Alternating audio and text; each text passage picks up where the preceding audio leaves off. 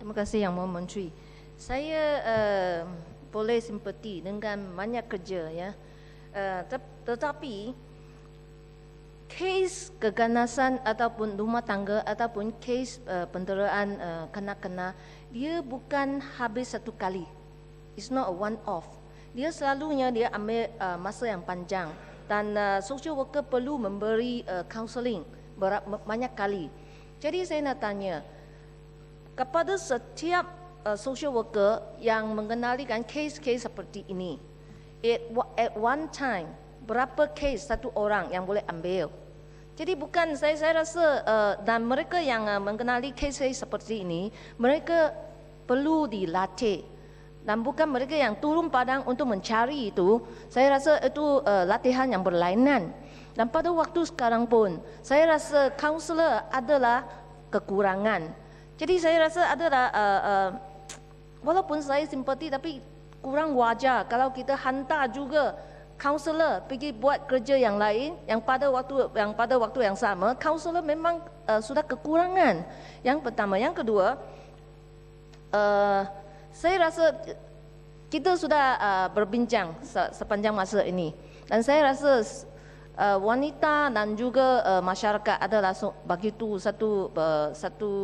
satu bidang yang penting.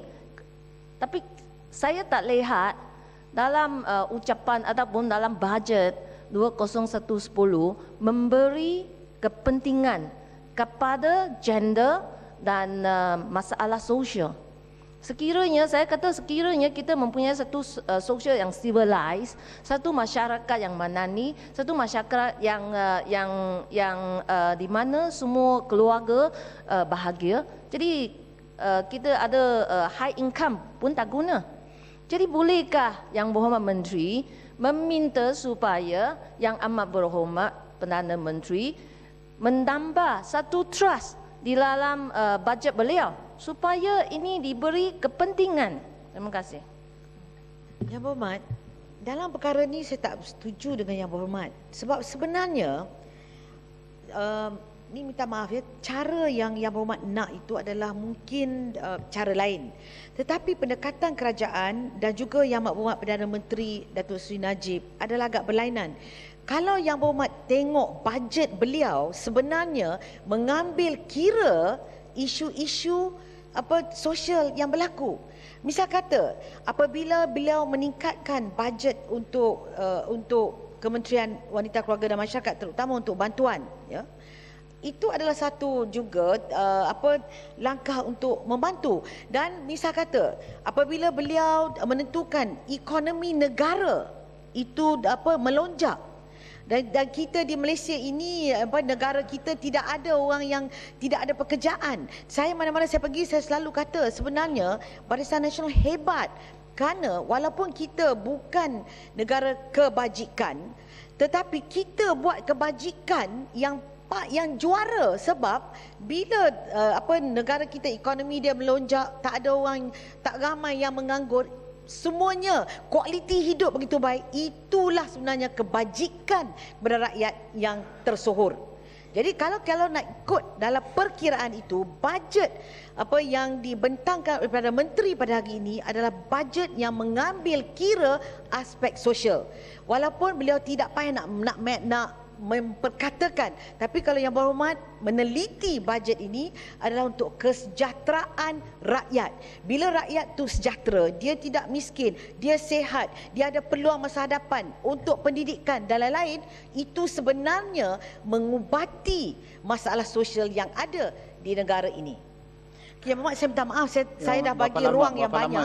Ya? Berapa lama lagi? Okey, saya dah nak habis dah. Thank you. Yang Berhormat. Saja. Yang Berhormat, pada akhirnya bantuan bukan untuk wanita saja. Itu bantuan untuk semua. Itu yang saya khawatir. Hanya berminta bantuan social charity dan bukan base right. Masalah seperti dada, seperti HIV, remaja yang bergandung. Apakah bagaimana kita memberi attention, perhatian kepada itu? Dan itu kita yang mengatakan the rights of the woman and the children, bukan bantuan charity. Yang Berhormat, saya baru kata tadi bahawa oleh kerana hebatnya kepimpinan Kerajaan Barisan Nasional, maka rakyat terpelihara, mempunyai masa hadapan dari semua aspek. Itulah cara terbaik untuk menangani isu kebajikan. Itu adalah langkah kebajikan yang terbaik. Kalau tidak, semua habis menganggur apa yang ada di seluruh negara. Pada saya, itu kebajikan yang terbaik. Bila negara stabil politiknya, walaupun diganggu, ekonomi mantap, masa hadapan ada, itu kebajikan yang terbaik. Dan dengan sekaligus dapat menyelesaikan banyak masalah sosial yang kita dapatnya. Akhir sekali, Yang Berhormat, saya nak tentuh tentang isu yang dibawa oleh Batu Gajah, Kuching dan Ampang mengenai isu penderaan seksual ke atas kaum wanita Penan di Sarawak. Kementerian telah mengambil inisiatif menubuhkan Jawatankuasa Bertindak Peringkat Kebangsaan bagi menyiasat dakwaan penderaan seksual terhadap kaum Penan pada 8 hari bulan Oktober 2008. Antara terma rujukan Jawatankuasa ini ialah menyiasat dakwaan penderaan seksual tersebut, mengenal pasti faktor penyebab atau risiko yang dihadapi dan membuat perakuan sewajarnya kepada kerajaan. Siasatan ke atas dakwaan kanak-kanak perempuan dan wanita Penan adalah di bawah bidang kuasa PDRM. Pihak kementerian dimaklumkan bahawa pada masa ini, pasukan penyiasat khas yang ditubuh oleh PDRM masih lagi menjalankan siasatan. Laporan Jawatankuasa Bertindak ini telah dibentangkan kepada Jemaah Menteri pada 27 Mac 2009 menyatakan dakwaan penderaan itu oleh orang luar yang berurusan dengan kaum Penan termasuk pekerja syarikat pembalakan dan peniaga-peniaga memang berlaku.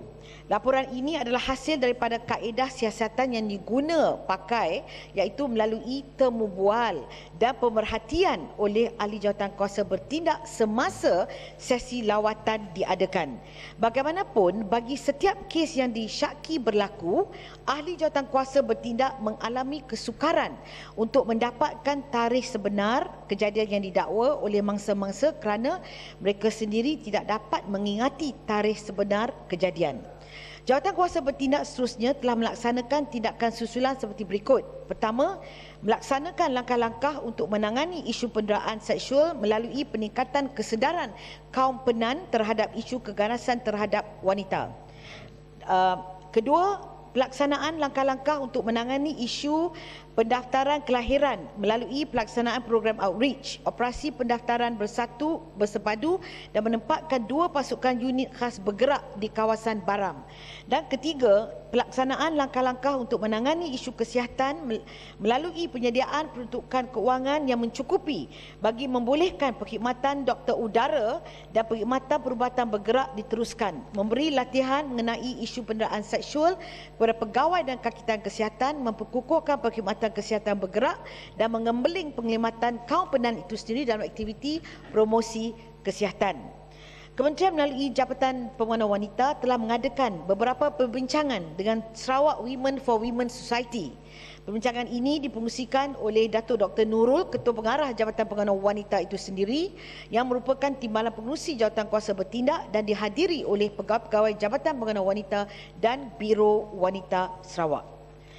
Tuan yang terutama, laporan Jawatankuasa Bertindak juga telah dikemukakan, Tuan Yang di-Pertua, yang dikemukakan kepada pihak polis di Raja Malaysia selaku ahli jawatankuasa bertindak peringkat kebangsaan bagi menyiasat dakwaan penderaan, juga telah menubuhkan pasukan penyiasat khas yang bertanggungjawab untuk menyiasat kes ini di bawah PDRM. Pihak kementerian dimaklumkan pada masa ini pasukan penyiasat khas masih lagi menjalankan siasatan. Tuan Yang di-Pertua, saya sekali lagi ingin merakamkan ucapan segi terima kasih kepada semua ahli yang berhormat berkenaan pandangan, saranan, teguran, dan akan diberikan perhatian oleh kementerian untuk melaksanakan program-program dan aktiviti dengan lebih berkesan, insya-Allah. Sekian, Assalamualaikum.